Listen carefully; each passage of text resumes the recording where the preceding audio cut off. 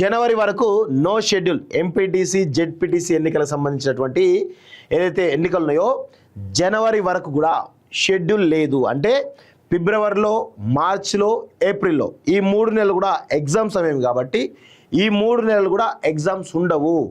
So కాబట్టి మేలా లేదంటే జూన్లో ఈ 2 నెలల్లో ఎక్కడైనా ఒకసారి మళ్ళీ ఎంపీటీసీ ఎలక్షన్స్ కానీ, జెడ్పీటీసీ ఎలక్షన్స్ కానీ, మున్సిపల్ ఎలక్షన్ కానీ ఒకేసారి జరిగేటువంటి అవకాశం అయితే ఉంది. ఎంపీటీసీ జెడ్పీటీసీ మున్సిపల్ ఎన్నికల ఆలస్యం, ఓటరు జాబితా సవరణ ప్రక్రియ ప్రధాన అడ్డంకి, న్యాయపరంగా చిక్కులు రాకూడదని జాగ్రత్త. జనవరిలో సిఈసి తాజా ఓటర్ జాబితా, అప్పటిదాకా ఎంపీటీసీ జెడ్పీటీసీ ఎలక్షన్లకు బ్రేక్.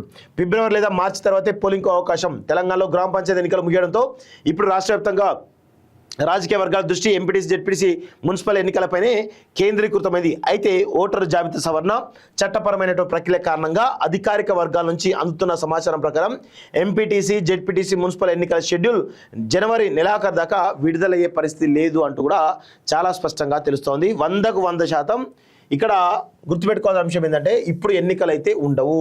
జనవరి వరకు కేంద్ర ఎన్నికల సంఘం ఎన్నికల ఓటర్ల జాబితాను ప్రకటిస్తుంది. సో అప్పటి వరకు ఎలక్షన్స్ పెట్టదు కాబట్టి కేంద్ర ఎన్నికల సంఘం జనవరి తర్వాతనే వస్తాయి కాబట్టి జనవరి వరకు ఈ ఓటర్ జాబితా సవరణ అనేది ఉన్నది.